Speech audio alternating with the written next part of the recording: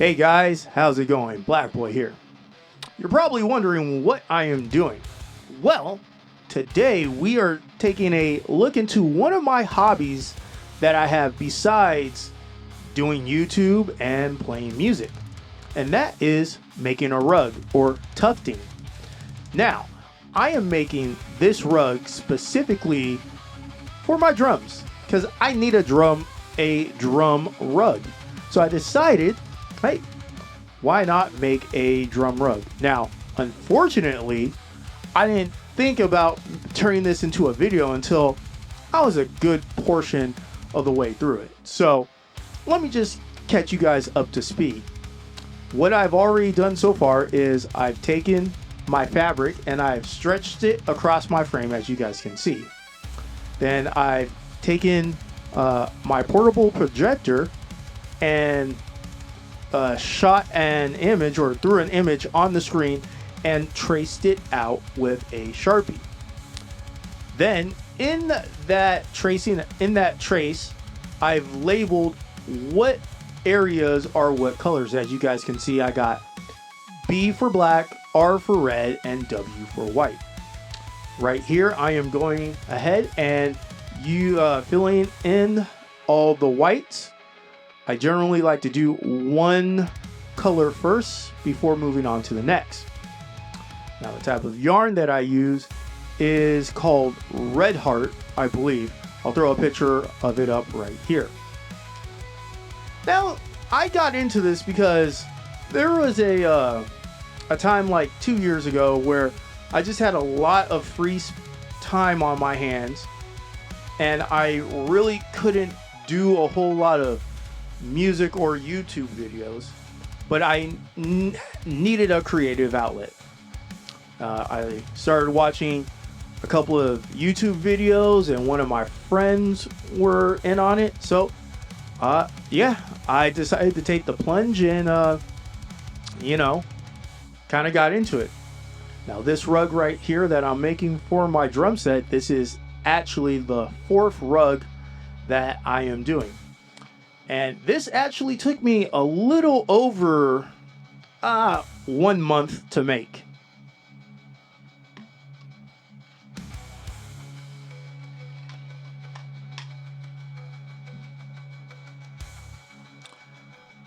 Just move the camera here so you guys can get a better image. So, when tufting, like to use 2 strings of yarn at the same time rather than one, and you guys will see here that actually causes me just a little bit of not stress, but difficulty. Finally just finished up the white and moved to the black. And I say it caused me a little bit of difficulty because with the way how my setup is, as you guys can see right here, the yarn just gets tangled and whatnot. And there are little eye hooks at the top of my frame on the right hand side, which is, it's hard to see, but that's where the yarn is coming through. So it goes up from the bottom through the 2 eye hooks, 1 eye hook for each strand of yarn, and then down into the gun. Now, about halfway through this process, I ended up buying a yarn spinner that actually really helped alleviate with the yarn tanglement issue that I was getting. Because initially I would just unravel the yarn and then just let it roll around on the ground as I was stitching this up. So that helped out.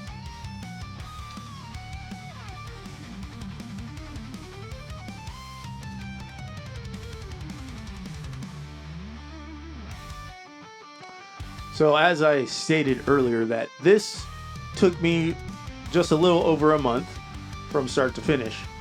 Normally it wouldn't have taken me that long for a rug this size. Granted, this is only my 4th rug, but the issue is with work, I've had a lot of schedule changes, so I haven't had regular days off. So I've just been jumping in when I can do this, and that led to a little bit of problems because the fabric started losing its tension while on the frame. Now the issue is, like I said, I had to stretch the fabric out, get it nice and nice and tight on the frame. But with it sitting on the frame for so long, it eventually just stretches out and loses all that tightness. But yeah, but I was able to get through it. So as you guys can see right here, I am working on this black portion, and I decided, oh no, I didn't decide, I ran out of black eventually, and so I moved on to the red, which you guys will see here in a little bit. But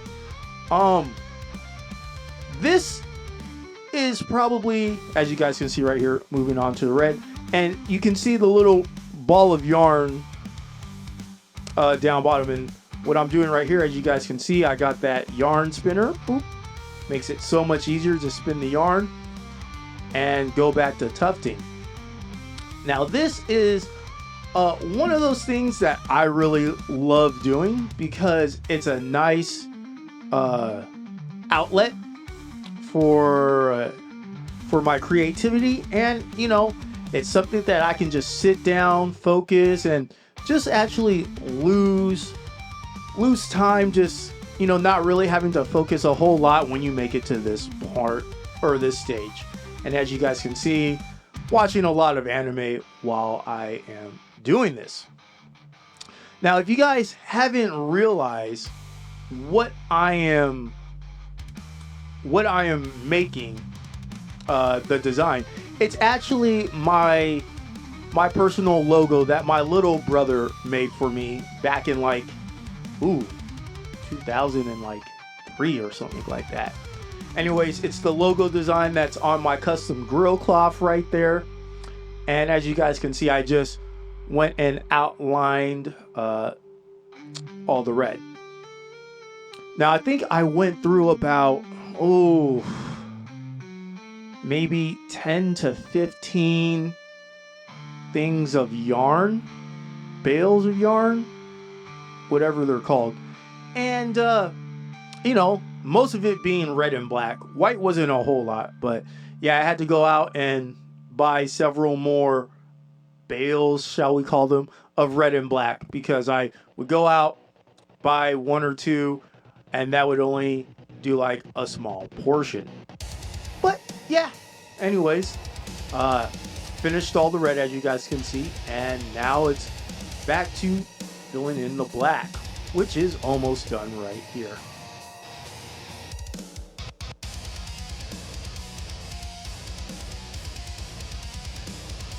The glue up time. So yeah, this is the glue up right here. All right. I don't have my lapel mic on, so this is just coming from the GoPro audio. Let me turn off the fan really quickly here, and this one over here. But okay, so just got done gluing it up. Now this is going to take roughly 24 hours to dry, so it's 5:34 today, so let's just say finish this up about 5:30. It's the puppy downstairs barking. Finish this up about 5, so that means 5 o'clock tomorrow I can cut this out and put the backing on it. So let's cut till tomorrow. All right, so before we go any further, if you guys like this and whatnot, go ahead, click the like and subscribe button on my YouTube channel. Help me get to 500 subscribers. That would really, really help me out.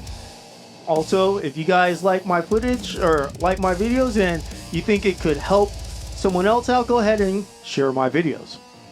Now, like I just said, I just got done gluing the yarn to the fabric. Now, when tufting, I normally use 2 different types of glue, maybe 3. The first one is that sticky one that you saw me paint on, which glues the yarn to the actual fabric that it was tufted in. The next two forms of glue that I use is a spray-on adhesive, which I spray onto the back and then use this roller to roll the fabric on to make sure it sticks.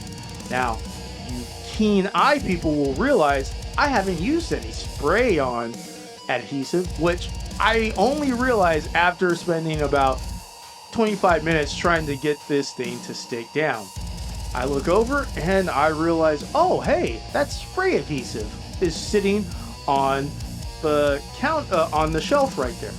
Then I was like, oh, spray adhesive, that's right, I need to spray that on.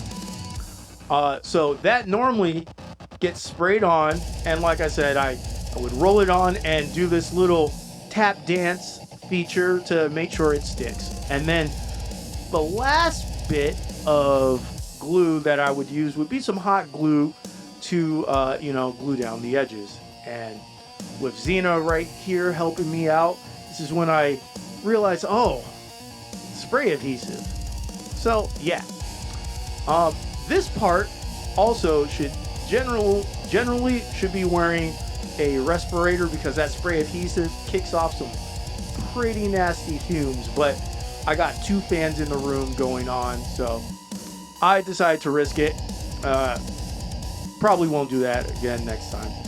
And then back here to rolling the backing of the rug on to make sure it gets down. This time I did not need to use a hot glue gun for the edges.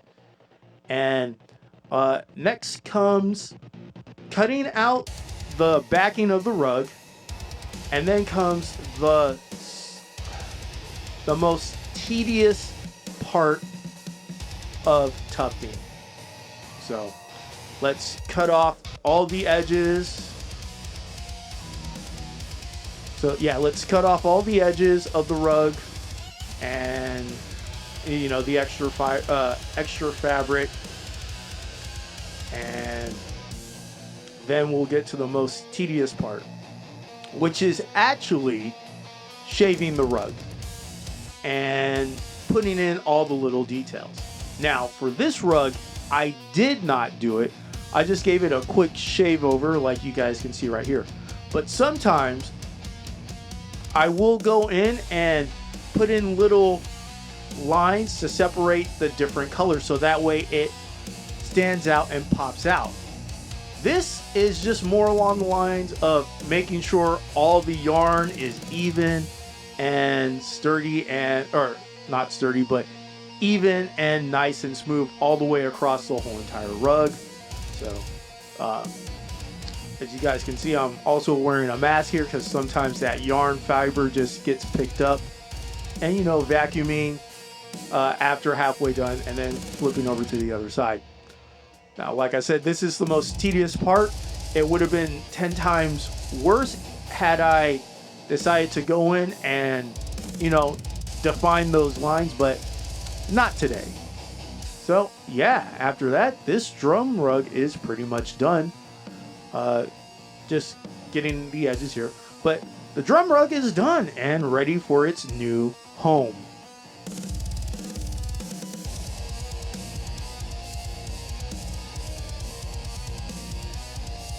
And comes the last part of any project, and that is putting the rug in its final position. Now, as you guys can see, I don't need a drum rug in this room. It's carpeted and whatnot. The drum rug is for whenever this drum set gets moved out and taken out to any shows or whatnot. But at the same time, it's nice to have this drum rug, and I'm really, really happy about it. Well, guys, that's all the time we have for today. Just a quick video of one of my hobbies, You guys like this video? Once again, go ahead, click the like and subscribe button. If you have any questions or comments, go ahead and jot those down in the comment section down below. I do read all of my comments. And until next time, I'm Black Boy, and remember to always keep practicing.